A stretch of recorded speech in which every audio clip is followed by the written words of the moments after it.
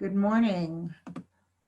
Welcome to our Unity Longmont Spiritual Center on this beautiful morning.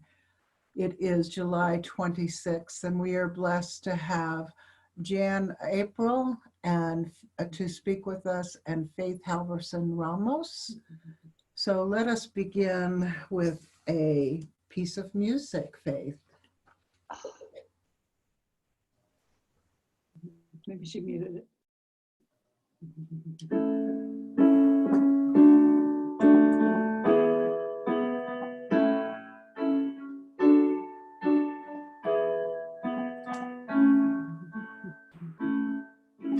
Nothing is ever lost, and we are not forgotten. We are living in the heart of God. Nothing is ever lost, and we are not forgotten. We are living in the heart of God. We are living, we are living, we are living in the heart of God. We are living, we are living, we are living in the heart of God. Morning sun coming through the trees, the green leaves shimmer in the summer breeze, the songbirds singing to the honey bees, living in the heart of God. We are living, we are living, we are living in the heart of God. We are living, we are living, we are living in the heart of God. After the dazzle of the day is done, the moon makes love to the setting sun. The stars come twinkling one by one, living in the heart of God. We are living, we are living, we are living in the heart of God. We are living, we are living, we are living in the heart of God.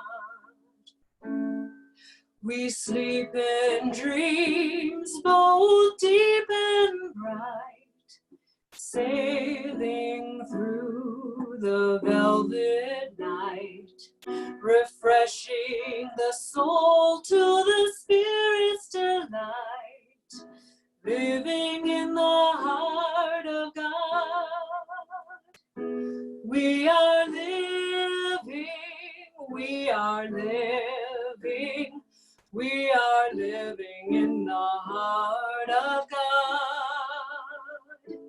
We are living, we are living, we are living in the heart of God. We are living, we are living, we are living in the heart of God. We are living, we are living, we are living in the heart of God. We are living in the heart of God. Thank you, Faith. So let us take a breath and go into prayer. Beloved presence, we have so much to be grateful for. We are always grateful to be gathered together. We are especially grateful that God is good everywhere present. And if we ever struggle, please remind us of that.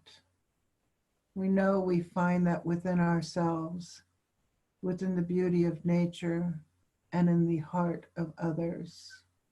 And so it is. And another piece of music.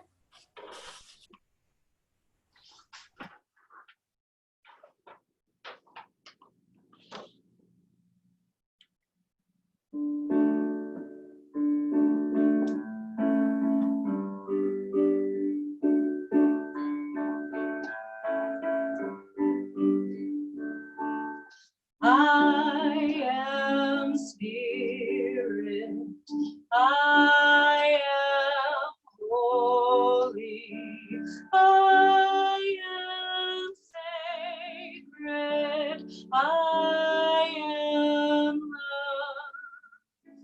You are spirit, you are holy, you are sacred, you are love.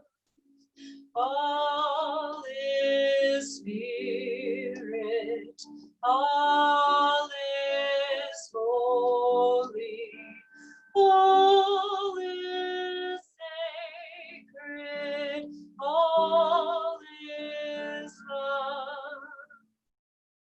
If you'd like to join in with me, I am spirit, I am holy, I am sacred, I am love. You are spirit, you are holy, you are sacred, you are love. All is spirit, all is holy, all is sacred, all is love. Thank you, Faith. And we are again blessed to have Jan with us this morning. Thank you. Thank you for having me back. It's wonderful. It's wonderful to be back. And as I was preparing for this, it was like, here we are still in COVID. And I started COVID, I believe, that weekend. We started Zooming. I expected to come to church and had all kinds of things planned there, and life changed. You know, it's like, to me, it felt like the earth has stopped and it forgot how to spin. And it's kind of like the way I'm going to speak for myself. The way I look at it is like, it stunned me, and I didn't really know how to figure things out. It changed everything. And so then it really showed me how much structure that I had to have in my life. And I think a lot of people have that, and it just shifted that whole mindset. And I've had a lot of shifting, so it didn't take me long to get into the path of flowing with things. So we're used to having things a certain way, right? So I want to ask you a question, or for you to ask yourself is, can I be guided moment by moment? Can I trust what I'm feeling, and can I float with that? It's like if we forgot how to live with a structured life, how are we going to live now? And so there is a structure, and it starts within. So that's where we're going with this. And it's like, one of the things I wrote was, when you think about, do we really need to have a structure? Well, it's like, in some ways, yeah, because we have appointments, we need to figure that out. So there's like an oxymoron with that, it's like, let go and just be guided. But there is a sensation inside of ourselves that we can resort to, that, we will get to our appointment. It's like common sense to look at, what you're doing in your day and work your day that way. But it's actually, since then, it's more relaxed in some ways rather than having a list. I can remember when Bobby Wilson, I used to counsel with her too in an early day, and she said, forget the list, forget the list, just flow with what's happening. Finally, many years later. So many of you know that I broke my ankle back in May, and then I had surgery and had 3 pins and a plate put into it. And that was another shift that had happened for me. I had to sit, and I am not a sitting person. I am a doing person. So that made it even go deeper. I thought, wow, I'm really being tested on all of my qualities. And so I actually didn't necessarily stay down with that. I was one that would exercise with my boot on. It was just harder for me to go up and down the stairs, but I was testing it because when I broke my ankle, I walked 3 miles down the mountain. I knew it hurt, and if I kept it straight, I could do that. So, and then I still waited 10 days. I just kind of like gave it, to the Holy Spirit. It's like, here, it's like, what do we do? So finally I asked. And this was a pretty easy fix for me. I went to the doctor at the 5 weeks afterwards, and he said, normally I would ask people to come back in 3 months, and I don't need to have you do that. And I said, what kind of exercise? He goes, you know what to do. So it was like he gave it to me because he saw the improvement that I had in my ankle. So it was like, that was pretty cool. So staying home a fair amount is hard for me because I am a people person and I like touch, and I'm going to get into that a little bit more. But I would say that in the sense of being with other people, there is a way to be like you guys are starting that transition where you're 6 feet apart. And I've been to a couple gatherings, like my friend Sherry, who I sing with, she had a gathering at her house, and she placed all the chairs, she measured them and put us in a place. We all came with our masks. And then as soon as we sat down, then we could take our masks like you do at a restaurant or whatever, because you're not exerting, and we all know that we are responsible. We would not put anybody in a position of, it's like, hey, I feel bad, I'm going to go anyway. Or, that you've been out in the world and not, quarantining yourself from people. So I have a lot more faith, I think, than some. I wear a mask out of respect for others. And it's also, a prevention. It's like, why ask it to come? By being rebellious. So I was rebellious kind of at first, because like, I'm not sick. But it's like, you know what, just do it. This is the flow. This is the way life is right now. So I looked up the idea of human touch. It was like, okay, can we live without human touch? And so I think that that's why there's so much illness in the world today too, because we're not used to that. We're used to hugging, it's like, I am a hugger. So I looked it up, and it says out of our 5 senses, our ability to sense touch, also called haptic sense, is the first one to develop as we're in the fetus. Biologically, this speaks to the primary importance of touch in life over and above the other senses. In fact, it is the one sense that you cannot live without. When we think about it, it's one thing that every person on this planet has in common, some degree of tactile sensation. But the one thing that links us together, regardless of culture, language, geography, sex, etc., the one thing is we cannot live without touch. Understanding this is the most foundational level of a huge key to health, happiness, and creating a sense of connectedness with others and forming relationships. And so, there are some people who have partners, and that is a blessing in them. And those of us, who don't have partners, you have to figure out a way to do that. And I think it's wonderful that we're starting at least this aspect of it, or making agreements to people. And, there's testing now that, you can go and do. And Michelangelo says, to touch is to give life. So I'm looking forward to somehow doing that. And when you think about it, you have to actually turn that around, and you're touching people with your heart and your words. So these are becoming so much more important in life, is to have that gaze through your mask and to say words that make people feel good, because we can't do that physically. We can do it through our expression and our words. So last Friday, I went hiking up in Boulder by myself. First time I was testing my ankle out to see if I could hike, because my friends are saying that they're wearing masks, they're going hiking. It's like, well, I don't know if I can do that or not. So I tested it. And I had my fears as I was going up the mountain, because I was by myself. And of course, I would take the hard way. I started up this one path, and then I started to go around, and it started going down. It's like, no, I'm supposed to be going up. So I backed up, and then I started going up. And I kept asking people, is this the way to the Royal Arches? And they said, yeah. So I kept going. And the path didn't seem really marked well, but you could tell that people had walked here. So that's where my fear came in. It was like, I hope I'm on a path, because this was around 4 or 5 o'clock in the evening. And I thought, well, I don't think it's going to get late or dark before 7. So I still have some time. But what happens if I get myself, I had this whole monkey mind going on.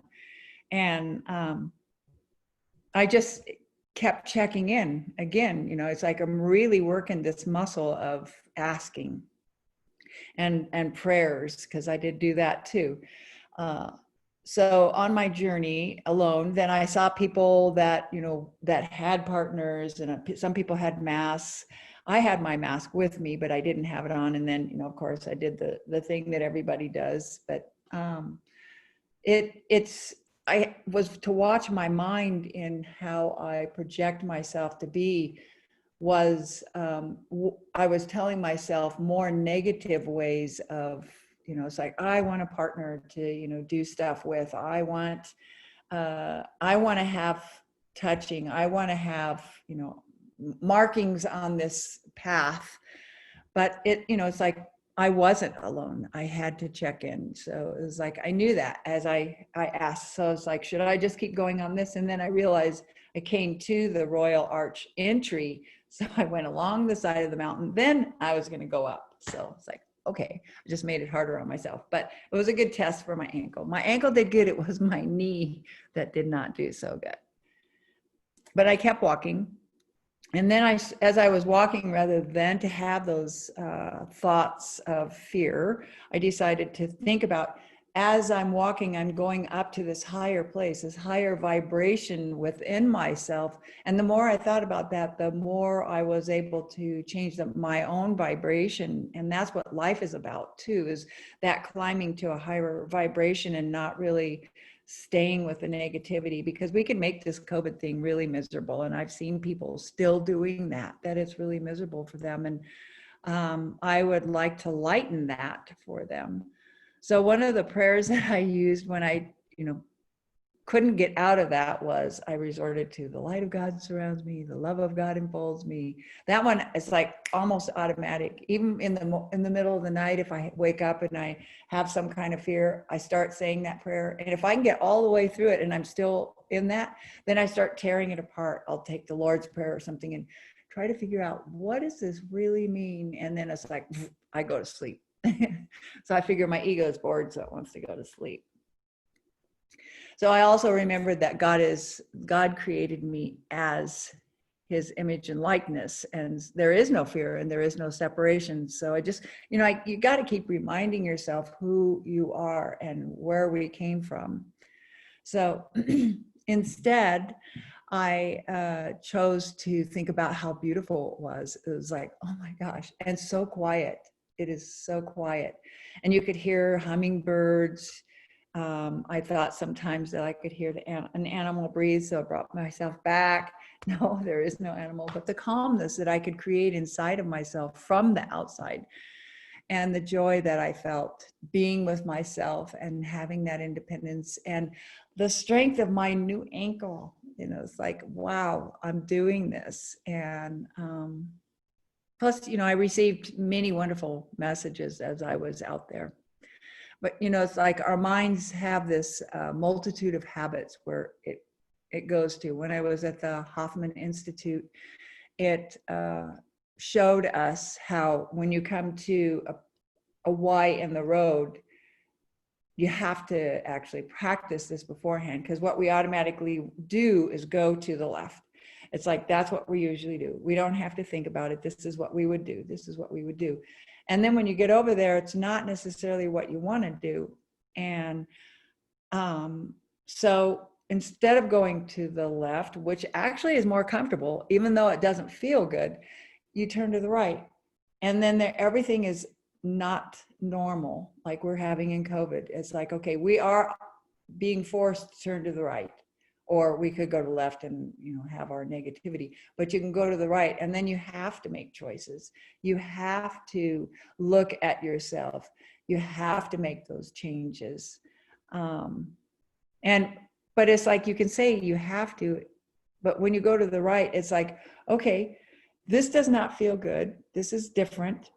But if I look at this, I do get to make a choice. And if you make a choice and it's not going down the path you want, you can always make another choice. It's like life evolves. The pain is when we want to hang on to that left side and do what we're normally want to do. You know, it's like, I was just like everybody else. It's like, hey, I have things I like to do. I like to go and dance. I like to do this and do that. And it stopped everything. So I still dance in my apartment by myself.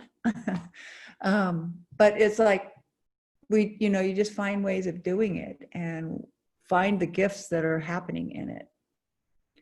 So when I realized that my multitude of habits that my subconscious mind has already created for me, then I decided that, you know what, I'm going to create an intention that I'm out on a wonderful hike. This is a great hike. And it just opened up for me, and I saw the beauty. And then I got to there was a certain pass at the top, and I asked somebody, it's like, am I almost there? And he says, yeah, you are, but you have to go down like for 30 minutes. You got 30 minutes before you get there. You got to go down and back up again. And I thought, I got to go back down. And climbing is not a problem, but I also knew my knees needed to go down. So I just decided this is where I'm going to stop. And so I turned around and went back down.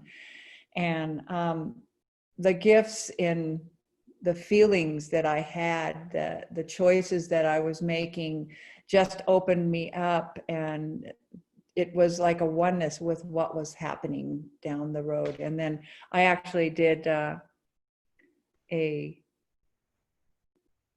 it's called Live on I have a Facebook group. So I do a live every day. So to inspire people.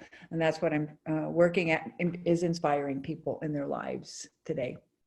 Because everything is so different. And I know so many positive people now that it's like that higher vibration is drawing that to me, but I'm not forgetting about the people that are having struggles. And so I reach out and I inspire those people, and it feels really good.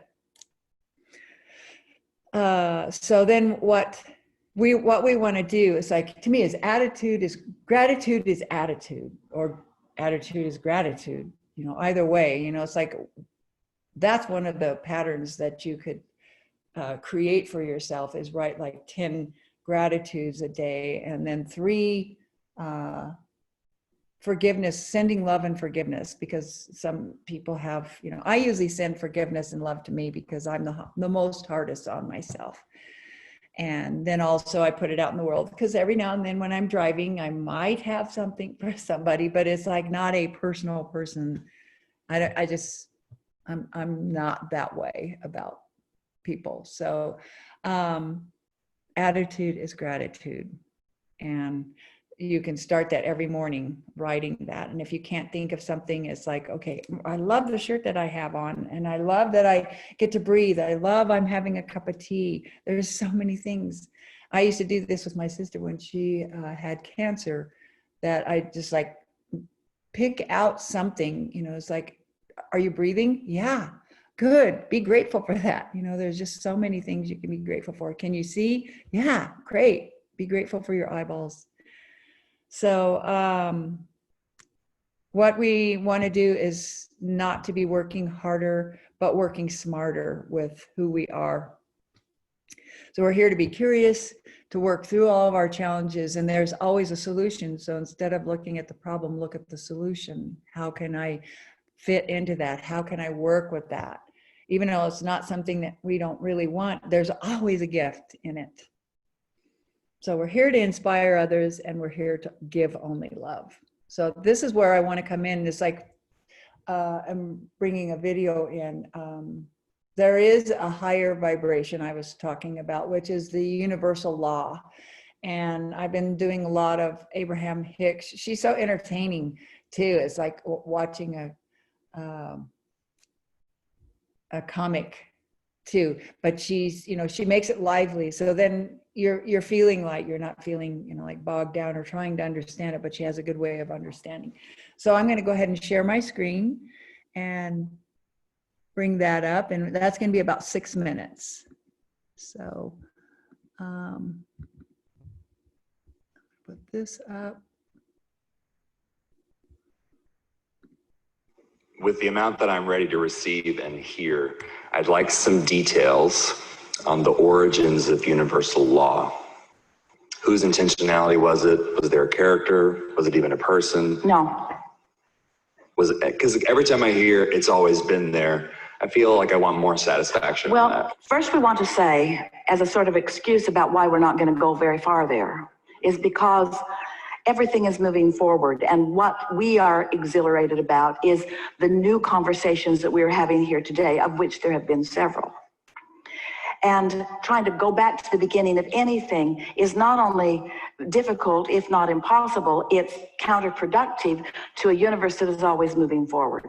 But with that said, we understand a curiosity, at least, about how it all got started. And so when we talk about universal laws, we're talking about vibration. We're talking about vibration and universal response to vibration.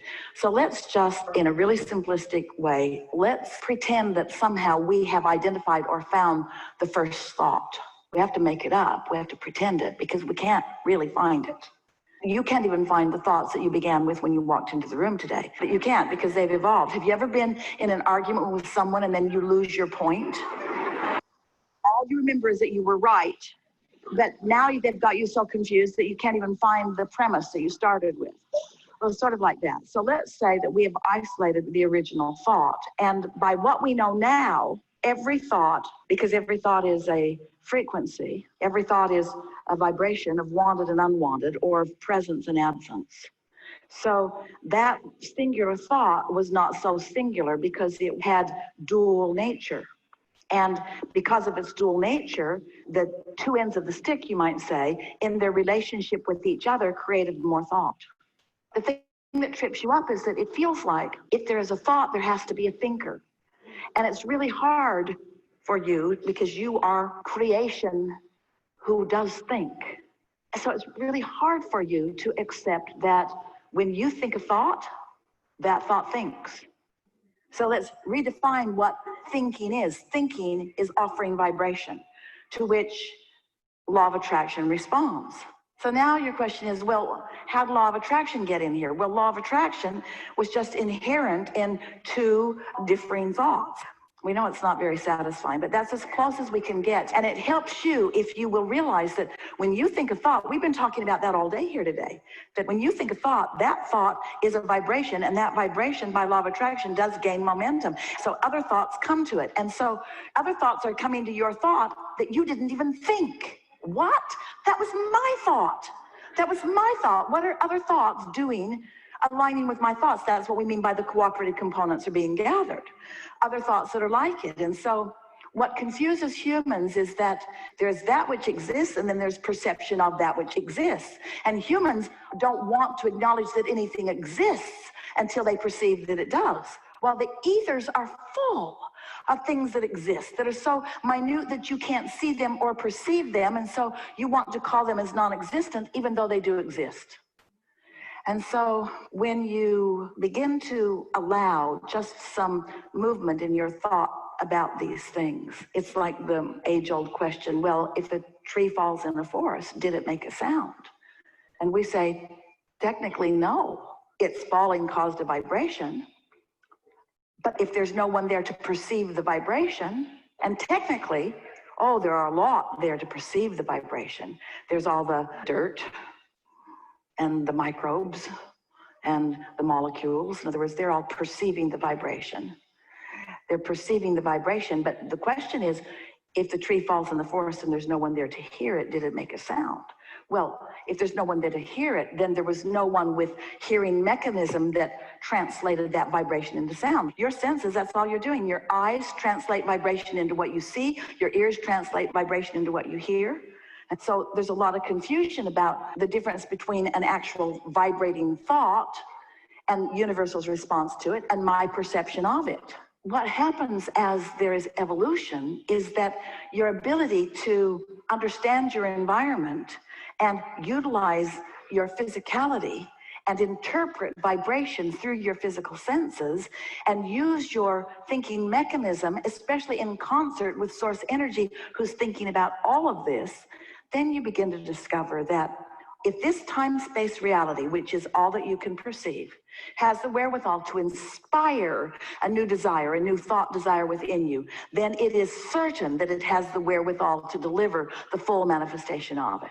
The question is, can creation go beyond perception? Which takes us right back to your original question. Think about your original question. Isn't that right where it is? Can creation go beyond perception? Yeah, but it's really slow going. And everything has the ability to perceive. So was there an orchestrator? Was there a godlike figure who had figured it all out? Was there consciousness like that? Of course. Does that which man wants to call God, does source energy, does it have a perception that is more expansive than my own? Yeah, way more expansive than your own. But that source energy, as it relates to you and those like you who are here, that source energy is perceiving through your lens.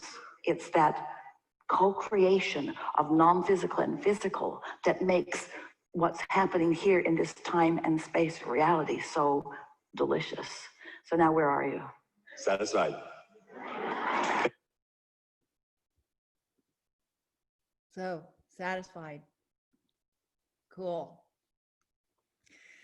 I loved that, the way she explained that. And to me, it's like, that's kind of what I was experiencing. You know, I tapped into myself, which to me is also part of the universal law, and went into my consciousness. So when I wasn't feeling good, I asked.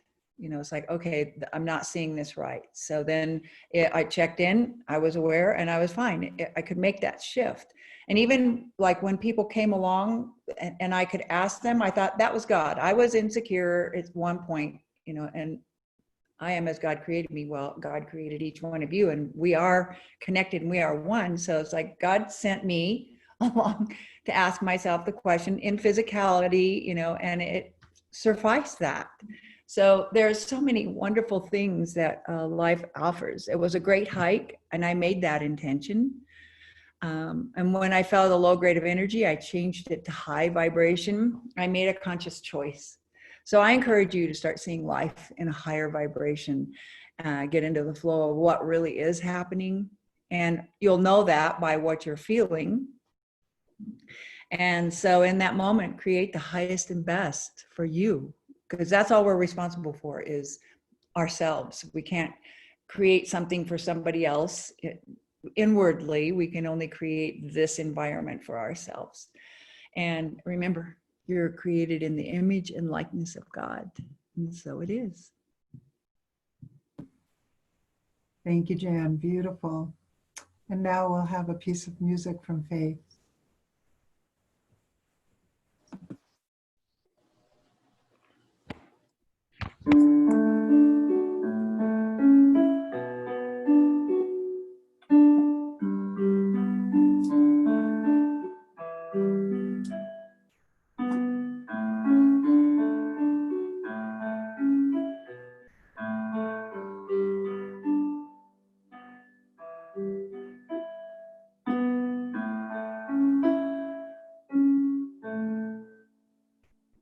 In this moment, in this place, I remember who I am, letting fear and worry fall away from me. I open my eyes and see there is only love. There is only love. Love that heals, love that sets me free. There is only love.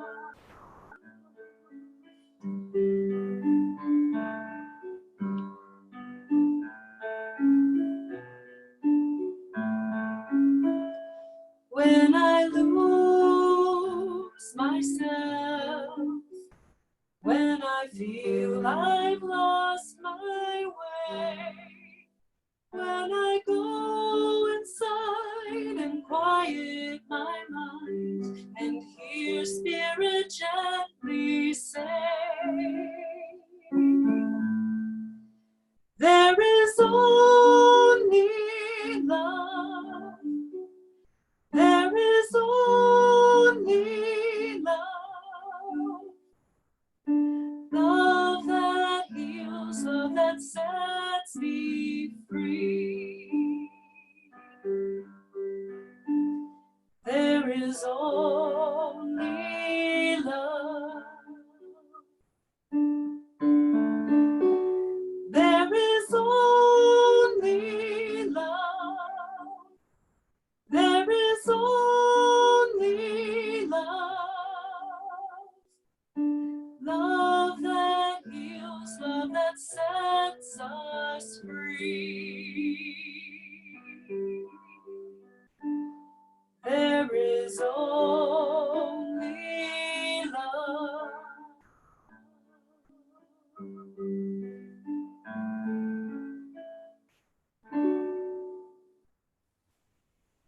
Thank you, Faith. And it's at this time that we do a donation of love and light from within ourselves, our greatest gift to give, by placing our hands on our heart, taking a breath, and allowing that love and that light to expand. And we give it free rein to go where it goes.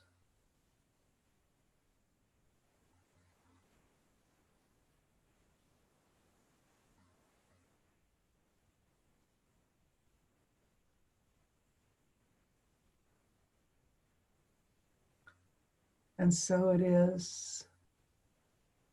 And we will end with faith.